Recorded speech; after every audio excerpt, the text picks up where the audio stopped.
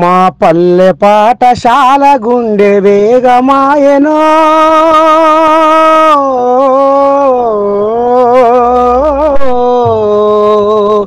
వేగమయ్యా గుండె ఆగిపోవునేమో మాట రాక నా తల్లి మూగబోవునేమో.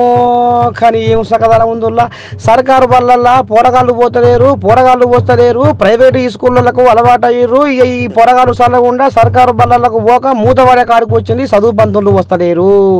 ఆఖరికి వస్తారు కల్లా సర్కారు బళ్ళు సాగు బతుకుల్లో కొట్టుమిట్టాడుతున్నాయి. ఇది ఎట్టనన్నా చేసి జర ఆదుకోర్రి సర్కారు బడిని సాదుకోర్రి అని ఇక మరి ఊరూరా మూత మోగుతున్న ముచ్చట ఇది. కానీ ఆఖరికి వస్తారు కల్లా సర్కారు బడిని నేనే మూత పెట్టిస్తా అని ఒక కాంట్రాక్టరు ముందడిగేసిండులా. అరే ఇదెక్కడి పాపము, అరే సర్కారు బళ్ళను బతికించాలి కానీ సావగొడతారులా అని అనుకుంటారు కదా. ఇక మరి ఈ కాంట్రాక్టర్ కాట ఇక మరి ఈ సర్కారు బళ్ళు చేయించిన పనులకు బిల్లులా లేదట. గందుకనే నేను ఈ సర్కారు బడికి తాళం వేస్తా, మీరు ఎక్కడన్నా ఊరి ఏనన్నా చదువుకోరు కానీ ఈ సర్కారు బళ్ళకు రావద్దని గేటుకు తాళం పెట్టిండట. ఎక్కడ? కామారెడ్డి జిల్లా చిన్నమల్లారెడ్డి ఊళ్ళే.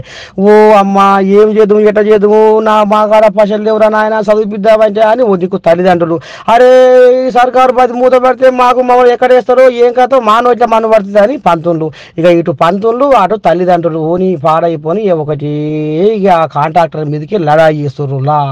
మొత్తానికి ఇక పోరగాళ్ళు రాక ఇప్పటిదాకా చదువు బళ్ళు మూత పడితే చదువు బళ్ళు చచ్చిపోతే ఇగో ఏకంగా కాంట్రాక్టర్కు బిల్లు రాక ఇగో నేనే ఇగో ఈ చదువు బడిని చంపుతున్నా అని ఈ రకంగా ముందడిగేసిండులా ఒక కాంట్రాక్టరు కడుపు సలగుండా.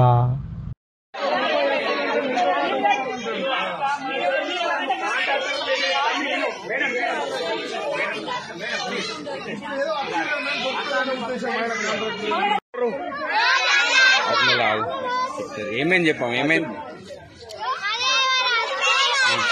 అక్కోళ్ళమ్మ